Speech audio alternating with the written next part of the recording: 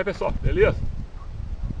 Bom, hoje eu vou ensinar vocês algumas técnicas de sobrevivência na selva.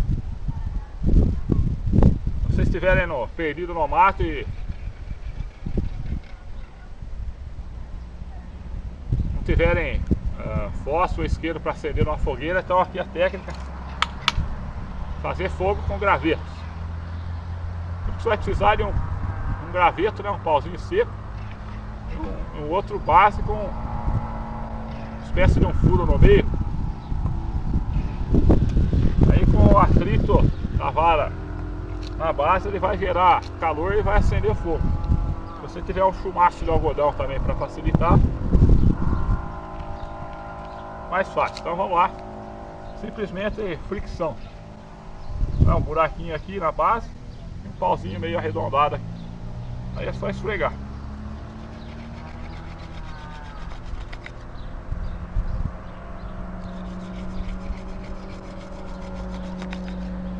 Demorar um pouquinho, né? Mas assim mesmo.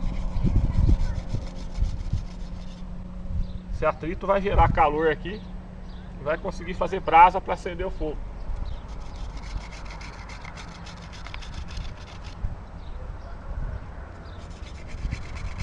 Mais rápido, melhor. Tá saindo fumaça, cara.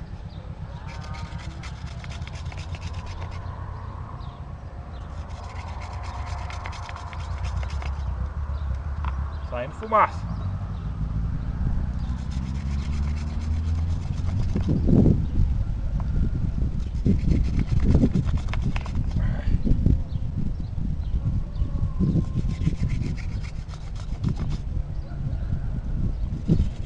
Saindo fumaça, cara.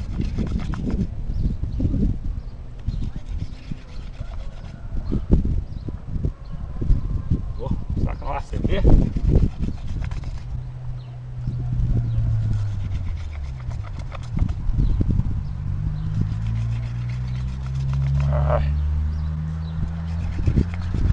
Barulheira.